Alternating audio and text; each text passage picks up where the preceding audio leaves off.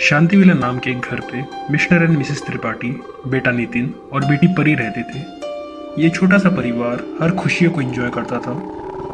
परी को गाने का बड़ा शौक था। उसने अपने पेरेंट्स को कहा भी कि उसे सिंगिंग में इंटरेस्ट है, उसे एक अच्छी सिंगर बनना है, पर हर पेरेंट्स की तरह उन्होंने उसकी बेटी को मना कर दिया। ये सुनकर परी भागते हुए अपने कमरे में गई और दरवाजा बंद करके जोर जोर से रोने लगी।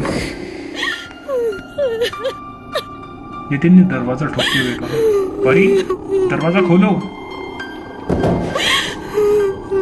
परी, दरवाजा खोलो। परी ने रोते रोते दरवाजा खोला।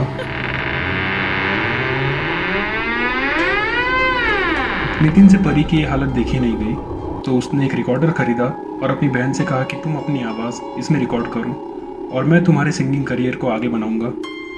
परी हर दिन अपनी आवाज़ उसमें रिकॉर्ड करती थी और नितिन हर बार उसे प्रोत्साहित करता। एक बड़ी सिंगर बनने का तो मानो परी का एक सपना ही बन गया हो।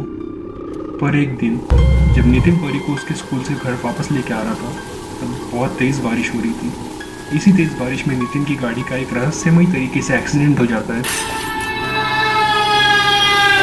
जिसमें नितिन को सिर्फ हल्की सी चोट लगती है, लेकिन परी की मौत हो जाती है। परी की मौत के बाद पूरा त्रिपाठी परिवार तो मानो गम में ही डूब गया। पर शांति विला के पास वाला एक घर बहुत सालों से खाली पड़ा था। कहते हैं कि घर में रहने वाले कपूर साहब ने आत्महत्या कर ली थी और उसकी वजह आज तक किसी को पता नहीं चली। कोई भी रात में उस घर के पास से गुजरने के लिए भी डरता था। त्रिपाठी परिवार पूरी तरह गम से निकला भी नहीं था, तभी उन्हें पता चला कि कपूर साहब का घर किसी मेहता परिवार ने खरीद लिया है और उन्होंने अपनी पत्नी मेघा के साथ वहाँ रहना भी शुरू कर दिया है। कुछ रातों से मेघा को उनके घर पे अलग अलग तरह की आवाज़ें आने लगी, जो उन्हें बहुत डराया करती थी। मेघा ने सोचा कि आस पड़ोस में थोड़ी दोस्ती कर ली जाए और ये पता लगाया जाए कि ये आवाज़ क्या है और कहाँ से आ रही है। एक पड़ोसन से बात करते वक्त मेघा को एक ऐसी बात पता चली जिससे वो आज तक बेखबर थी। पड़ोसन ने बताया कि जिस घर में आप रहती है, उस घर के मालिक कपूर साहब ने आत्महत्या कर ली थी और उनकी मौत के बाद कभी कभार एक लड़की जिसका नाम परी था, वो भी उनके घर में आती जाती रहती थी और ना जाने क्यों अजीब अजीब आवाज़ निकाल के गाने लगती थी। तो मेघा ने उससे पूछा कि आप हर बार थी शब्द क्यों बोल रहे हैं? तो पड़ोसन ने बताया कि परी की भी मौत हो चुकी है। उस रात मेघा बहुत डर चुकी थी और उसी रात उसे फिर से एक लड़की की अजीब आवाज़ आने लगी। मेघा को डर की वजह से बहुत तेज़ बुखार हो गया।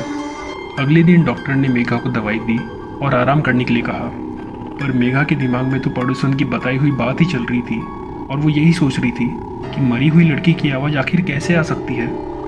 तभी नितिन को किसी ने बताया कि जो कपूर साहब वाले घर में रहने आए हैं, उनकी तबीयत बहुत ख़राब है। तो अगले दिन शाम को नितिन अपने कॉलेज से आया और सीधा कपूर साहब वाले घर में मेघा की तबीयत पूछने चले गया। नितिन ने मेघा को बताया कि वो उनके पड़ोस वाले घर में रहता है और पता चलने पर वो उनकी तबीयत का हाल पूछने आया है। नितिन ने मेघा से पूछा कि उनके डर की वजह क्या है, क्यों उन्हें इतना डर लगता है। मेघा ने बताया कि उनके पति मिस्टर मेहता ज़्यादातर काम के सिलसिले में बाहर ही रहते हैं और वे अकेले ही रहती है और कुछ दिनों से उसे किसी की गाने की आवाज़ आती है, लेकिन कोई दिखाई नहीं देता। पड़ोसन ने भी बताया था कि एक लड़की थी परी नाम की, उसे गाने का बहुत शौक था, पर वो भी मर चुकी है। तो आवाज़ कहाँ से आती है कुछ समझ नहीं आता। नितिन ये सब सुन के पूरा दंग रह गया और उसने मेघा को बताया कि परी उसकी छोटी बहन थी, उसे गाने का बहुत शौक था और वो अपनी आवाज़ एक रिकॉर्डर में रिकॉर्ड करती थी और मैं हर रात को उसकी याद में वो रिकॉर्डर से उसकी आवाज़ सुनता था और रात के सन्नाटे में शायद वो आवाज़ आपको ज़्यादा ज़ोर से सुनाई देती होंगी और आपके मन में इस बात का डर भी बैठ गया होगा कि ये आवाज़ कोई रहस्यमय तरीके से आ रही है, तो शायद इसी की वजह से आपको डर लग रहा है। मेघा ने नितिन की बातों को बड़ी गौर से सुना और उससे बस यही कहा कि बेटा, जिस तरह के मेरे हालात थे, मैंने कुछ भी सोच लिया और डर डर कर अपनी तबीयत खराब कर ली। शुक्रिया बेटा, अगर तुम मुझे आज ये आवाज़ का रहस्य नहीं बताते तो मैं तो डर की वजह से शायद मर ही जाती। दोस्तों, ये था यादों का idiot box with Mrinal Kanaujia. ऐसे ही और कहानी खुद सुनने के लिए चैनल को सब्सक्राइब करें और बगल में बेल आइकन को भी प्रेस करें।